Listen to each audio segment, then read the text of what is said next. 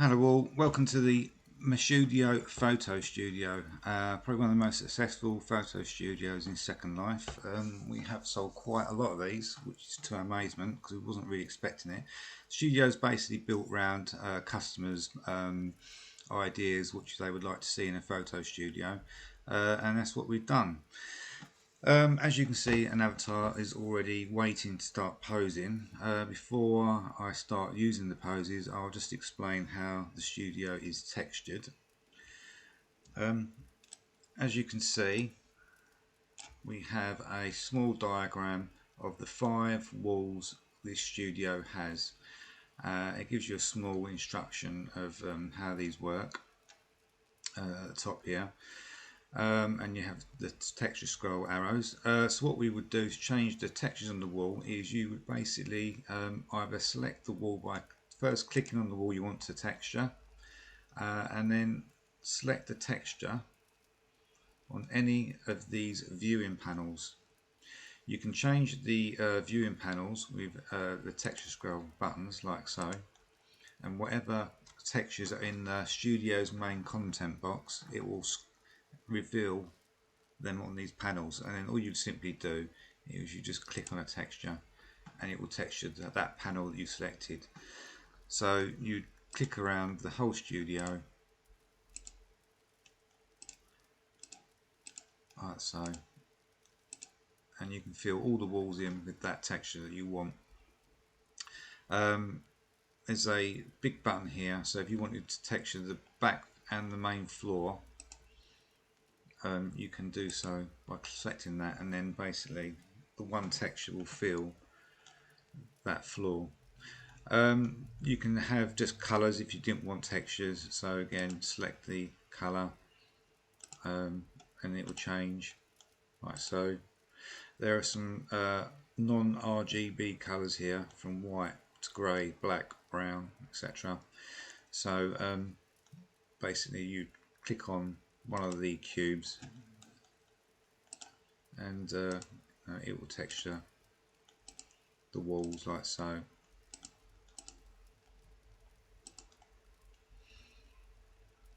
Make it even like so.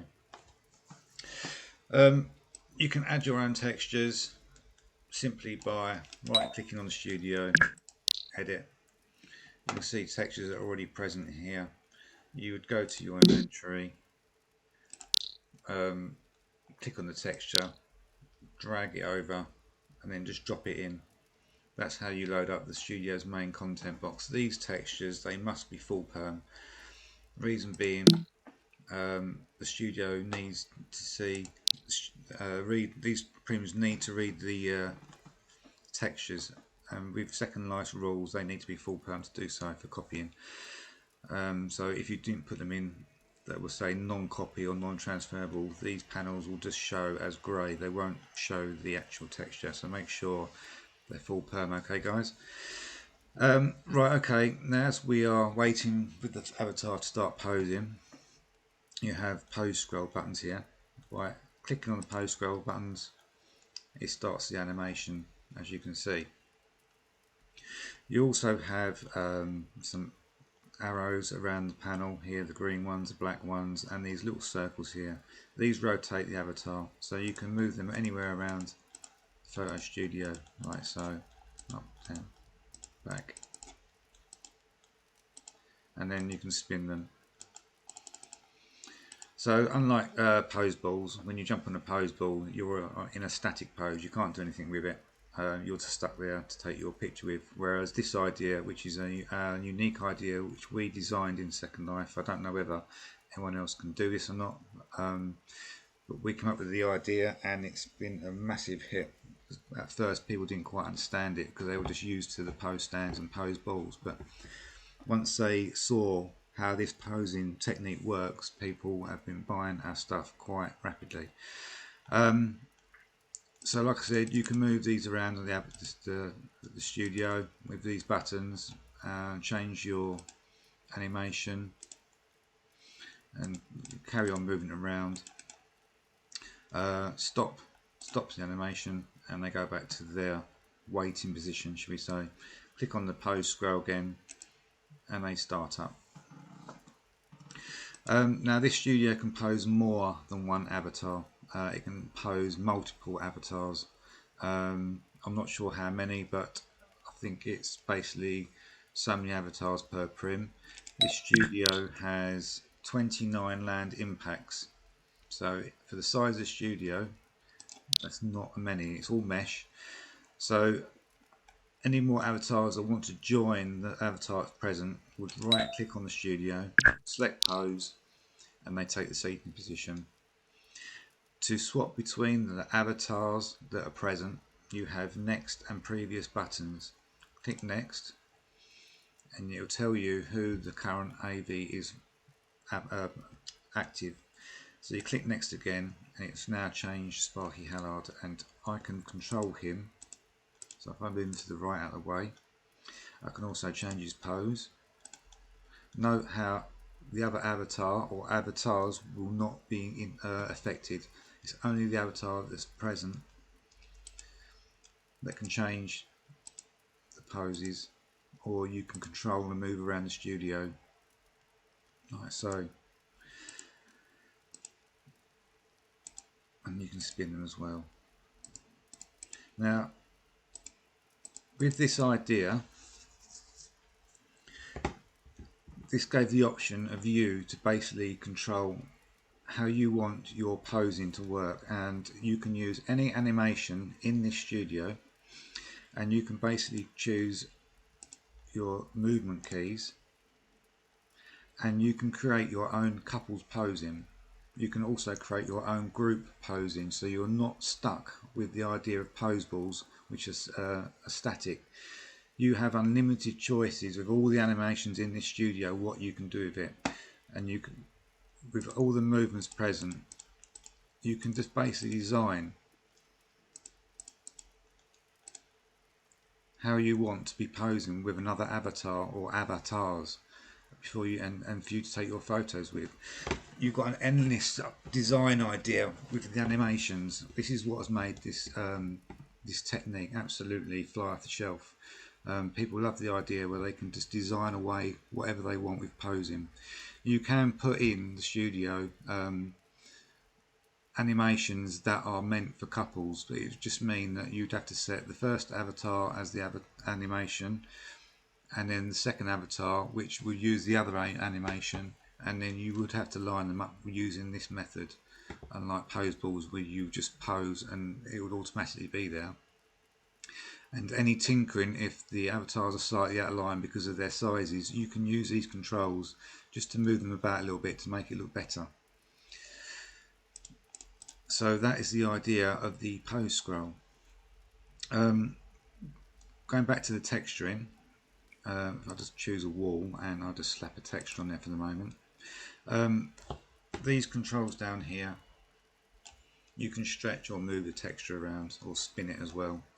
So if you watch the texture on the backdrop, I can click in these dials, you can spin it around, or I can move it and stretch it by clicking move, stretch. So if I click move first, I can move the texture.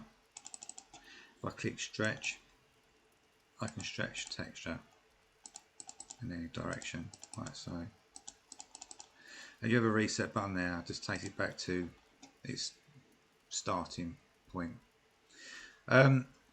Also, if you left click, if you put your cursor on the wall and you left click, you can drag this texture around.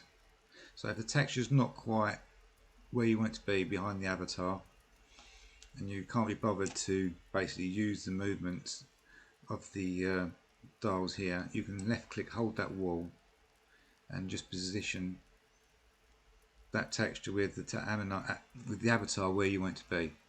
So that's a little tip for you, what you can do. You have cubes here, one's for textures, one's for animations.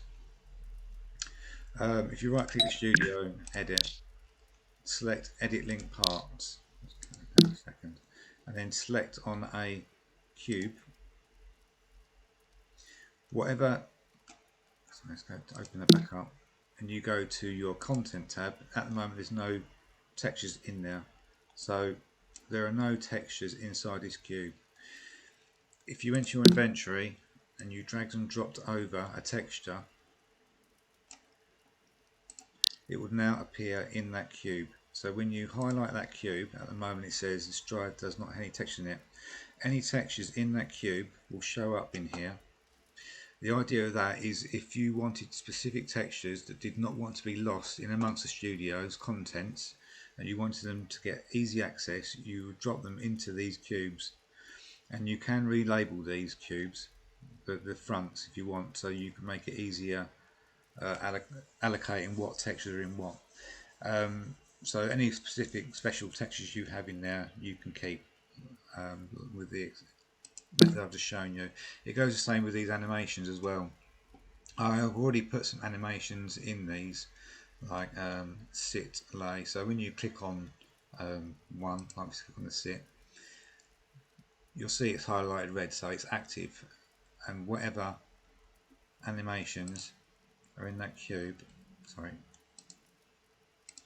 it will use the sit positions only. And then if I was to re-click sit, it will just go back to the animations in the studio. So and you can add these. So with the textures again, they have to be full perm. With the animations, they can be copy, no trans. It doesn't matter. You can put whatever in there. So that's how you basically work these cubes and what they're for. There is a shader bar here as well for the textures, by the way. It just brightens the texture and darkens it, as you can see by clicking up and down the shader bar. It just makes it darker or brighter. Right, let's make that.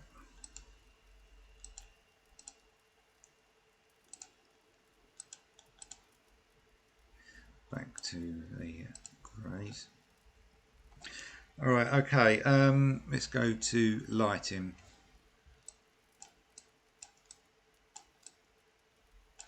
Click the lighting button and the whole panels will change over for you to start using the light sequence on here. We have a show hide light. There's also show hide light here, but by clicking show hide light, the light can appears. You can move the light can around using the black arrows forward, back, and also the rotation, like so, and then you can rotate it. At the moment it's not doing much, no lights, no shadows, nothing. That's because it's not turned on.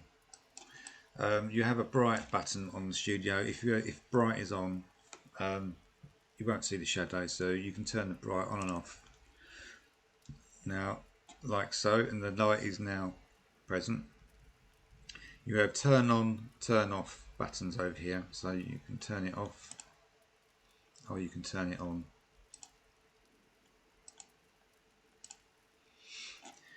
As you can see, there's a shadow behind the avatars. You can change the intensity and radius and drop off of the lights using these buttons.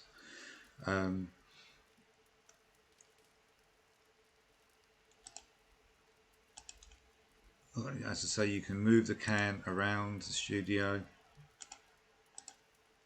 and the shadows will differ slightly, start taking different formation. This is all to give you a shadow effect for your photographs when you take a photo shoot. Obviously that light will be in the way when you take your photo, so what you can do, you can go back, press the hide show button, and the light disappears. You can actually leave the light off and it will still operate using these buttons, like so. So you don't actually need that present. It's just to show you where the camera is on the studio, so you keep track of it, and you can differ the light here, like so. If you click on a standard light, area lights, you can add some colour, turn that on.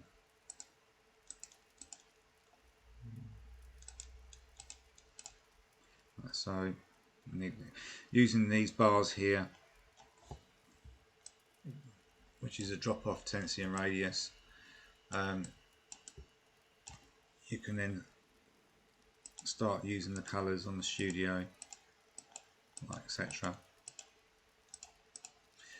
And you can turn them down like so.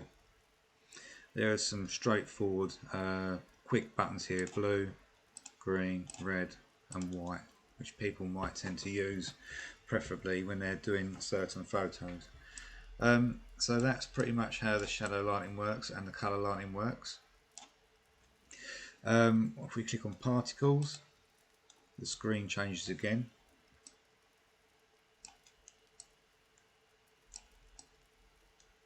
And here you can basically pick on a particle by clicking on it, which starts the particles.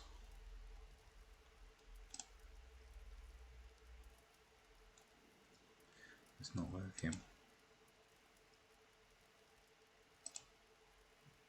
Oh, there we go. Bit of the second life lag there, sorry about that. So clicking on the particles,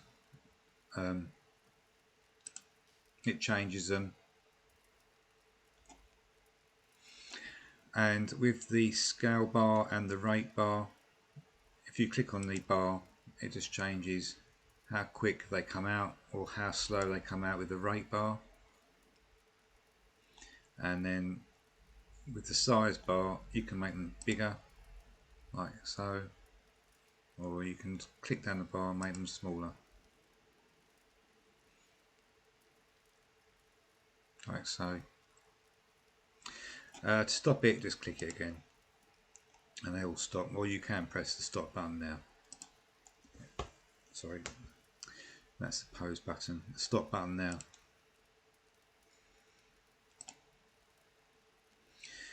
You have snow. Click it again, stop it. You have like an animated flame.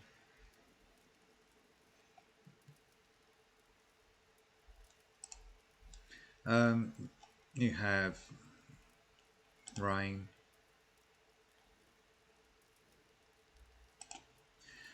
And again, the rate bar will change all that if you wish. You can res a prop and unres a prop. So by clicking a res prop, you get a drop menu. And you can basically choose any one of those out there. There's some tigers, for instance, and the tigers appear. So you would drop the avatars down to the floor so they're in line with the tigers. You can move them around the tigers if you want, using all these control buttons to take your photo shoot. Unres prop just removes them. If we go back to res prop again, you'll see something saying new prop 2. If I click that, this prop link prim will appear at the bottom of the floor here. Now the idea of this is you can add your own props into the studio. So if I was just to make a cube, for instance,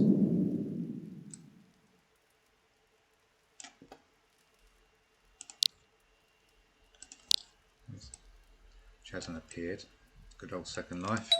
Right then, there we go.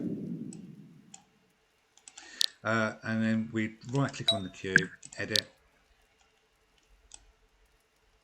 If you tick on edit link parts, hold down shift and left click on that prop button, you've now highlighted the two together.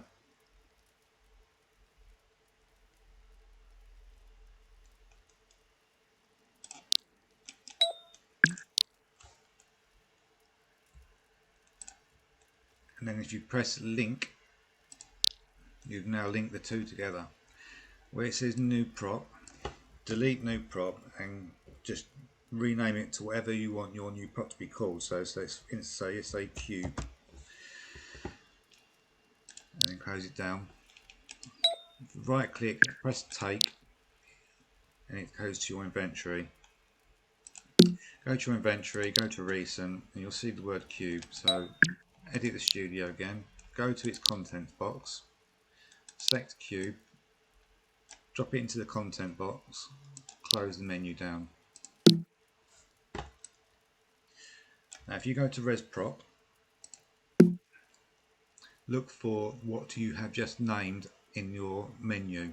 You can scroll through the menu, and when you get more items in there, you'll get an option to go through these menus for you to select. So you select cube and it will appear exactly where you've placed the prop on the studio for you to pose with, and then you can unres prop and take it away.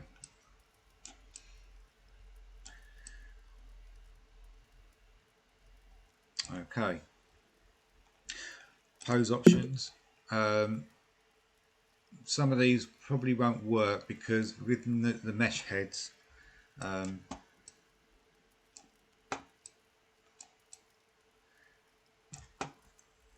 this was built around the older style avatars. With the new mesh heads now, like face won't work. If you have an older avatar, then you will get the face expressions. Sometimes the eyes may work depending on the make, etc. Commands, you can let's say res a cam, unres a cam, which basically will put a camera here at the front, and now someone can jump on it and use their movement controls to animate a camera, and all you'll see is a view out of the camera, and you can use these by clicking around rather than using a mouse cam. The studio can be resized, so if it's too big, too small, or you want it a certain shape, if you click on the resize button you get a drop menu, and by clicking on -10 or the size +10 you can make it smaller or bigger, and it will just keep going, and everything will fall in situ. Or if you want it to be a certain way, like the Z axis, Y axis or X axis, and the same plus and minus, you can just simply reshape it. So if you have a specific room or area that it needs to be a certain size, you can play around with this menu and reshape the studio to fit in exactly where your space is. Or if you are a small avatar, you can shrink this right down just to fit you, so you're not engulfed. You have a size reset, which will take it back to its normal starting position, and then ignore, take it away. There's some fast links there, just takes you off to the internet. Security, by clicking security you can select your studio, who it can be assigned to. So group members, only you can then use the studio. Click it again, everyone can use the panels. So you can select by clicking on the security button and looking at the menu who can use the studio, yourself, your group, or everybody.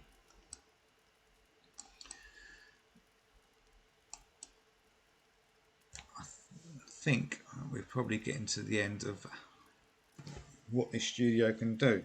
Now there is a HUD that can be used with the studio to stop you keep looking around the studio and trying to zoom in and out all the time. So to make things easy, if you wanted, there's the HUD, which is basically the Studio V4 HUD. If you find that in your folder, right click, select add, and the HUD appears here. Now it's just a retrofit of what you see here. So again, instead of having to be in front of the studio, you can sit here and use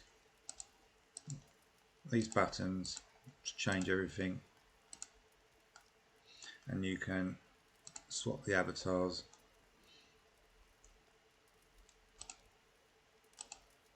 all by the HUD. And you have all your commands, your textures, your lighting, your particles, your pose options. Obviously, when you take a photo, this is likely going to be in the way, so you can hide or show, make it smaller out of the way if it's too much.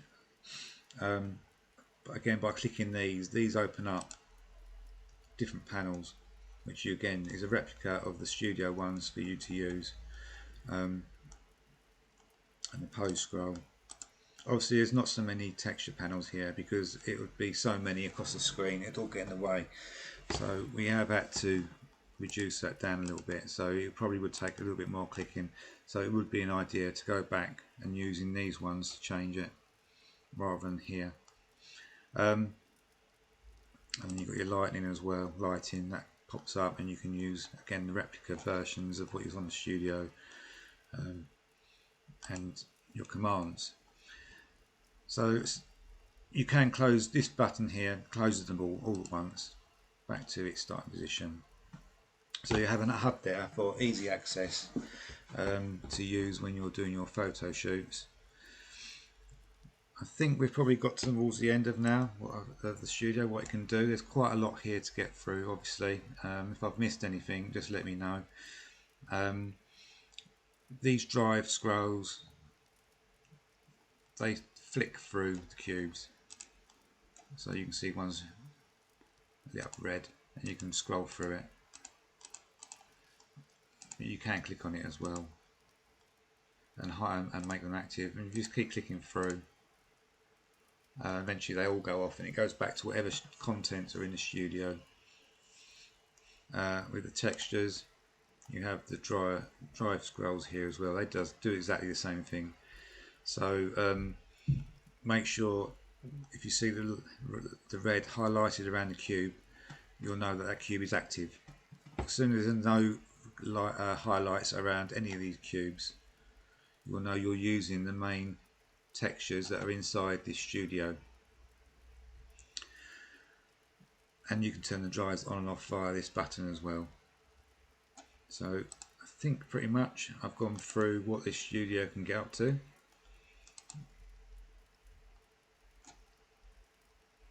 Don't forget the turn on and off buttons and the bright on and off buttons, which may affect you from not seeing your colours and your shadows.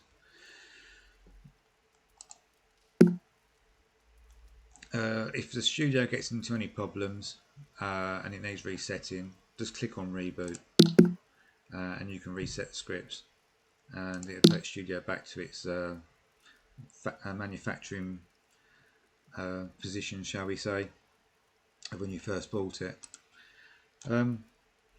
So yeah, that's pretty it, guys. I hope that was useful and helpful to you to how to use a studio. It looks worse than what it actually is. So I hope you enjoyed the studio and have fun. Thank you very much. Bye bye.